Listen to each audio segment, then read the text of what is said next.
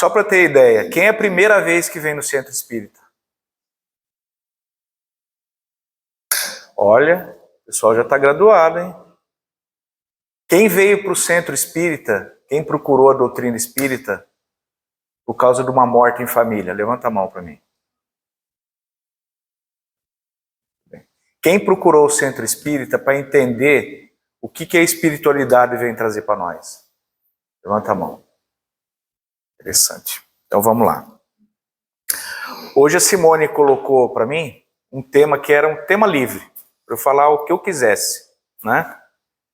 E daí eu fui procurar no livro do Evangelho segundo o Espiritismo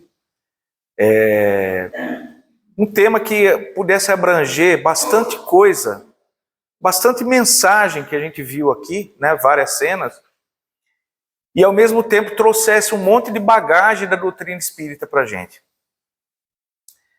Jesus foi um espírito que, segundo a espiritualidade veio trazer para Kardec, foi o espírito mais puro e o modelo que a gente devia ter na Terra para a gente seguir. E o que quer dizer isso, então? Tem um capítulo no Evangelho segundo o Espiritismo que fala sobre a caridade. E a mensagem que tem, a última mensagem desse capítulo, que fala sobre fora da caridade não há salvação, é uma mensagem de Paulo, que foi ditada em 1860. E Paulo, nessa mensagem, ele começa falando que a caridade é o esteio que vem moldar o espírito aqui na terra e no céu.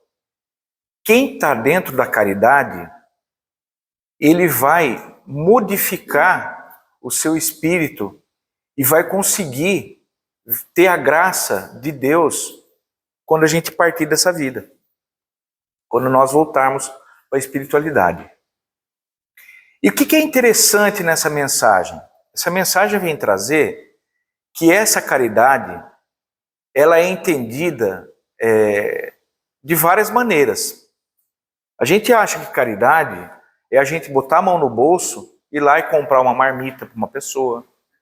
A gente acha que a caridade é a gente pegar uma coberta, fazer uma campanha do agasalho e distribuir. Isso é importante? Isso é importante. Mas o que é mais importante? O que a gente vai levar dessa vida? A gente vai levar o frio que a gente agasalhou? A gente vai levar o remédio que a gente doou? Não. A gente vai levar o espírito. Então, quando Jesus falou o seguinte: amai-vos uns aos outros como eu vos amei como irmãos. O que quis dizer Jesus com isso? Essa palavra dele, essa frase, engloba tanta coisa, tem tanto gatilho dentro dessa palavra, dessa frase, que ele quis dizer exatamente 3 coisas. E na pergunta 886, lá do Livro dos Espíritos, da lei de justiça, amor e caridade, a pergunta que Kardec faz é a seguinte: como que Jesus entendeu o princípio verdadeiro da caridade? Como que Jesus entendia a caridade? Isso é uma coisa que a gente traz, pelo menos eu trago, desde a época da evangelização lá na Mocidade Espírita. É o chamado BIP. Jesus entendeu a verdadeira caridade pela benevolência, pela indulgência e pelo perdão das faltas alheias. Então, Jesus entendeu a benevolência, a indulgência e o perdão. São atos materiais isso? Não são atos materiais. São atos espirituais. E quando a gente vê que Jesus colocou a verdadeira caridade nesses 3 aspectos, a gente tem que abrir esses 3 aspectos para a gente ver o que significa cada um deles. A benevolência para Jesus era entendida como que você ajudar o próximo sem esperar nada em troca. Olha que coisa difícil isso.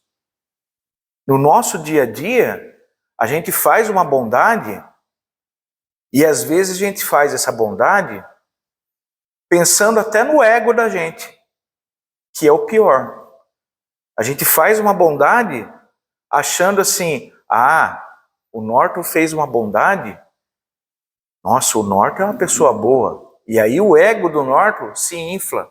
Nossa, eu faço muita bondade. Mas a verdadeira benevolência é você fazer o bem ao próximo sem esperar exatamente nada em troca. A gente viu um monte de cena ali de Jesus Cristo fazendo as benevolências dele. Levantou o cego, curou os enfermos, o paralítico. Tem a passagem que Jesus vai e cura o leproso, que está com a doença de hanseníase, vai lá e cura o leproso. Ele, por acaso, ele recebeu alguma coisa em troca? Ele pediu alguma coisa em troca? Quando ele foi lá, riscou o chão em que Maria de Madalena estava sendo alvo de apedrejamento, ele levantou ela e falou assim, vá e não peques mais. Ele pediu alguma coisa em troca para ela? Não pediu exatamente nada. Então essa benevolência dita pelo Cristo nada mais é do que nós fazermos o bem, que nós façamos o bem, mas não recebemos e não esperemos nada em troca. Isso, no estágio evolutivo que a gente está, aqui nesse planeta, é muito difícil. É muito difícil. E a gente não tem que se cobrar com isso, porque nós somos espíritos ainda em estágio evolutivo. Então a gente acha que a gente vai conseguir, da noite para o dia, se cobrar por uma coisa que muitas das vezes a gente não consegue oferecer. E na maioria das vezes a gente não oferece, que é a benevolência sem esperar nada em troca. Esse é o sentido da palavra benevolência. E o que Jesus esperava da gente. E o que a doutrina espírita vem nos mostrar. Por quê? A doutrina espírita, ela vem nos mostrar que nós aqui estamos uma breve passagem. É muito rápida a passagem que a gente tem aqui. Mas olha a coisa mais legal. O espírito humano, do nosso espírito aqui, ele faz várias passagens, várias vezes. Quantas necessárias forem, quantas experiências forem necessárias. O nosso sofrimento, a nossa dor, a nossa angústia, são experiências que o nosso espírito transita sobre ela. Não é a nossa vida. Nós estamos transitando por ela. Nós estamos aqui em fase de aprendizagem. Então a angústia, a raiva, a doença, a maldade, tudo isso é para que nós aprendamos através da experimentação. E o que é mais importante que a doutrina vem nos mostrar? A materialidade fica. A espiritualidade e a experiência de aprendizado nós levamos. Vamos para a erraticidade. Na erraticidade, observamos o que aprendemos, vemos as nossas necessidades, programamos uma nova reencarnação. E essa reencarnação é atribuída a novas experiências. Que nós voltamos aqui, sem lembrar de nada, partindo do zero, da misericórdia divina, para que não nos lembremos dos nossos erros, dos nossos acertos, das nossas raivas, das nossas angústias, das nossas desilusões passadas, e comecemos do zero. Isso é a benevolência divina, que Jesus quis ensinar para nós.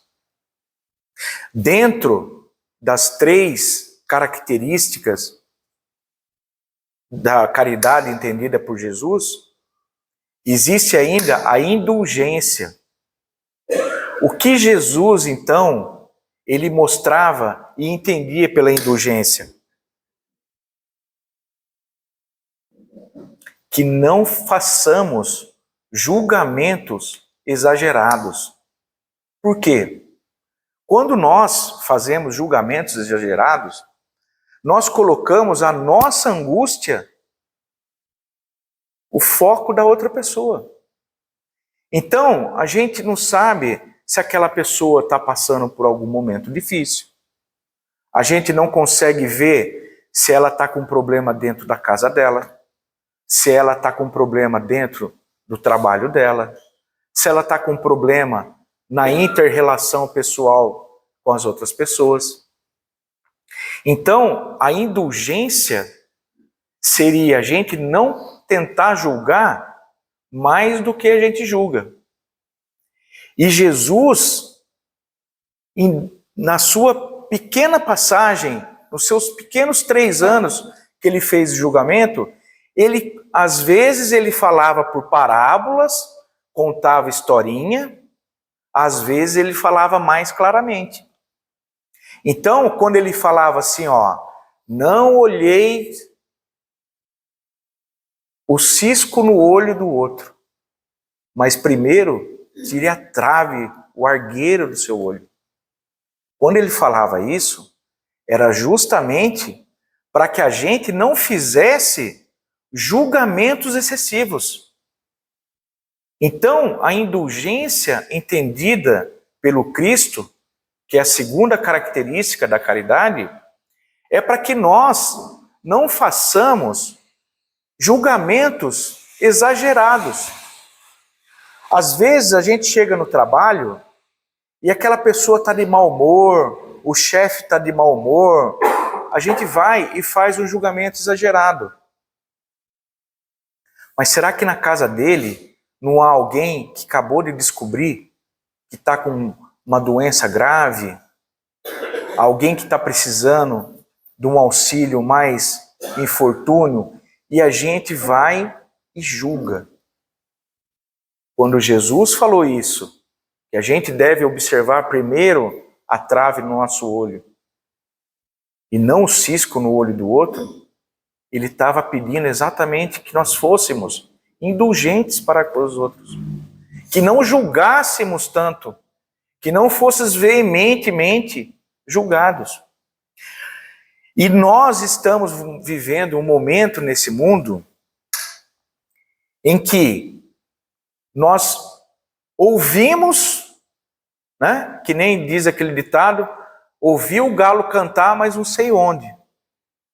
E a gente já começa a fazer julgamento. Uma coisa que eu ensinei para minhas filhas desde pequenininhas, que existe sempre as 3 verdades. Quais são elas? A minha, a do outro e a verdade verdadeira. E a verdade verdadeira, ela invariavelmente, ela vai prevalecer. Seja sobre a minha, seja sobre a do outro. Mas ela invariavelmente, ela vai prevalecer. Então, quando nós somos e devemos ser indulgentes, nós devemos pensar realmente nisso. Será que isso realmente está acontecendo? E aí eu vou lá e coloco né? E eu gosto muito desses vídeos de experiências sociais. E eu faço algumas experiências sociais. Esses tempos atrás aí, eu peguei e eu estava assistindo lá uma coisa no Instagram, e aí tinha lá uma enquete lá dos carros chineses, que não sei o que a garantia, Eu montei uma frase assim, tal fabricante tem 10 anos de garantia. E postei. Eu vou fazer uma experiência social. Gente, pegou fogo. O que falar embaixo daquilo? E eu fiz uma frase com um verbo e uma ação só. Ponto. Não era para emitir opinião de nada. Eu não estava emitindo opinião de nada. Eu peguei uma coisa que existe e coloquei. Gente, pegou fogo a discussão. E porque você quer, porque você é isso, porque você é aquilo, porque... Nunca ninguém me viu. Ninguém me conhece. Falaram assim uns absurdos. Eu dava risada. Eu dava risada. Cada hora que eu ia ler, tinha uma coisa absurda ali e eu dava risada. Rachava da risada. Falei, gente, tá vendo? Então, assim, vocês vejam até onde vai a capacidade do ser humano. Eles pegaram uma frase que eu arranquei de um comercial e coloquei ali. E atrás daquilo ali virou onde está a indulgência. Então a gente tem que tomar cuidado com isso também. Porque hoje a gente vive, o que eu falo, num universo paralelo. Num universo que eu sou eu, real, e num universo virtual, em que eu posso falar o que eu quiser. Em que eu posso ser o que eu quiser. Eu posso dizer o que eu quiser. Só que os meus atos, eles estão baseados em quem? Nós não somos cristãos? Pelo menos nos dizemos cristãos? Então, tem que ser baseado nisso.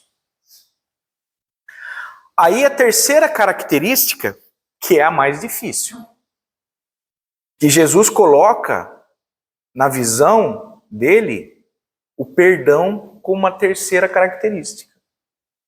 E agora? E agora, José?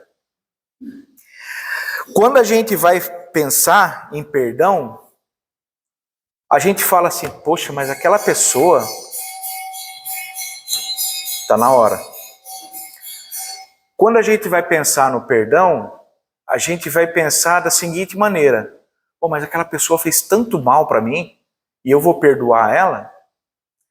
Só que, na verdade, quando Jesus ia falar do perdão, o perdão, para quem perdoa, ele faz um movimento interno de paz. Você tem a sua paz. Pode a pessoa continuar com raiva, mas a paz vem dentro da gente.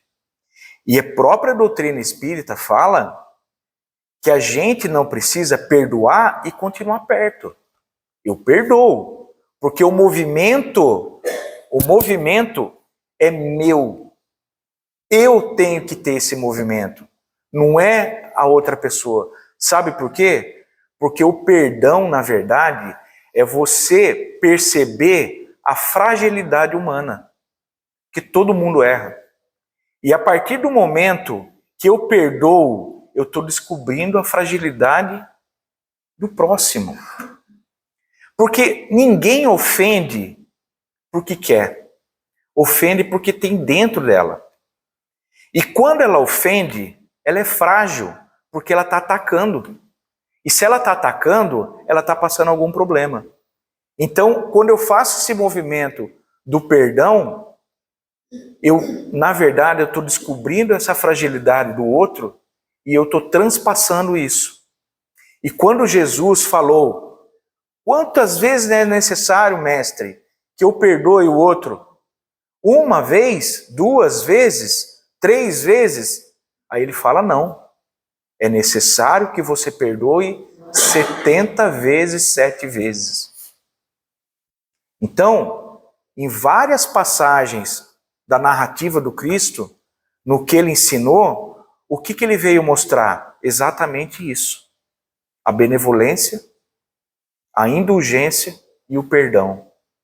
Por quê? Porque essas são as 3 características da caridade do ponto de vista espiritual.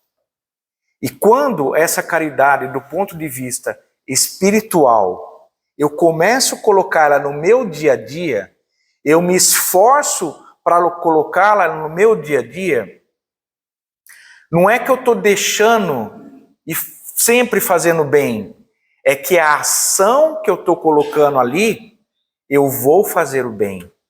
Porque não basta uma virtude sem ação. Uma virtude sem ação é uma virtude nula, mas eu tenho que ter uma ação daquela virtude. A virtude por si só, ela não vai causar o bem. Às vezes ela causa até o mal, porque é a ausência da virtude. Então a espiritualidade vem nos mostrar, e nessa mensagem de Paulo, que eu tenho que ter uma caridade operante, uma virtude operante. E a partir do momento que eu coloco essas 3 características da caridade dentro das minhas ações, no dia a dia, isso vai ficar na minha consciência. E o que vai mostrar a minha consciência? O meu juízo diante de tudo que eu vou fazer. Eu vou ter benevolência, eu vou ter perdão, eu vou ter indulgência para com o próximo. Porque não adianta a gente pensar nisso. A gente tem que agir nisso. Isso que é o mais difícil. Não adianta eu falar que eu não sou arrogante. Eu não tenho que ser arrogante. Não adianta falar para as pessoas que eu não sou egoísta. Eu não tenho que ser egoísta. Porque não adianta. Se nós queremos nos evoluir espiritualmente, nós temos que aproveitar a reencarnação que nós temos aqui. Não adianta eu levar o carro no mecânico e o mecânico falar assim: ah, eu troquei a bomba de gasolina que o senhor me trouxe, mas aí o senhor me trouxe uma bomba recondicionada e ia dar problema. Aí eu vou ficar bravo com o mecânico? Não adianta. Não adianta eu ligar para a telefônica que caiu a internet e o coitado que está lá do outro lado, trabalhando lá, horas a fio, fazendo turno, às vezes fazendo hora extra, eu pegar no telefone e falar: olha aqui, seu... e falar tudo aqueles impropérios, sendo que eu nem vi a cara dele. Não adianta. Não adianta eu sair no trânsito com a minha motoquinha, cortando pela direita, cortando todo mundo, buzinando, se eu não tenho isso dentro de mim. Esses movimentos todos, o que o Cristo veio nos falar há 2000 anos atrás. E vocês viram o Mar da Galileia ali, não viram? Viram o Rio Jordão? Eles estão lá ainda. Lá no Oriente Médio, o Mar da Galileia, o Rio Jordão, o mesmo que há 2000 anos atrás estavam aí. Aí eu acho que nada disso faz parte de mim. Que nada disso compõe o eu. Mas a gente esquece que a gente está num ecossistema planetário, num ecossistema em que todo mundo é interdependente um do outro. Por isso que Jesus veio colocar os termos de tratamento como irmãos. Porque os irmãos se dão as mãos e caminham. Se nós formos pensar na nossa evolução, o ferro que está dentro do meu sangue, correndo nas minhas veias, sabe de onde veio? Não veio do feijão que eu como. Não veio da carne que eu como. Ele veio de uma explosão de uma estrela que estava fundindo o elemento mais primitivo. Porque o nosso Sol aqui, ele é uma fornalha. Ele é uma fornalha de fusão nuclear. Ele compõe todos os elementos da tabela periódica. Quando ele explode, ele lança isso aí no universo. E aí, cada planeta capta um pouco e vem formar o nosso corpo. E o nosso corpo, quando a gente vai embora, ele volta para a Terra e distribui os mesmos elementos que estão lá no planeta, na estrela. Então nós somos filhos de estrela. Nós somos formados por estrelas. E Jesus falou o quê? Vós sois deuses, que brilha a vossa luz. Então, Jesus, há 2000 anos, ele não podia falar sobre a teoria da relatividade de Einstein. Quem que ia entender? Ele tinha que contar essas historinhas. E aí, ele contou, e contou muito bem. Sabe por quê? Porque a narrativa do Cristo foi escrita e transmitida pela mensagem oral. atravessou milênios, milênios e milênios. Mas vocês vejam que cada mensaginha de Jesus, ela está no nosso dia a dia. Aí ele fala assim, vós sois o sal da terra. Vocês têm que dar o tempero da vida. Por que isso? Porque ele pedia que dentro dessas 3 características, nós tivéssemos a benevolência, a indulgência e o perdão das ofensas.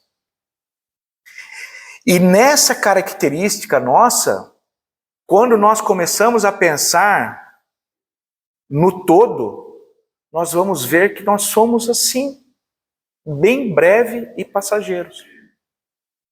Aí eu vou pensar assim, poxa, por que eu não vou chamar aquele parente que no último Natal brigou no Natal? Porque reunião de parente é uma beleza, né? Todo mundo se gosta, todo mundo se ama. Só na época do Natal.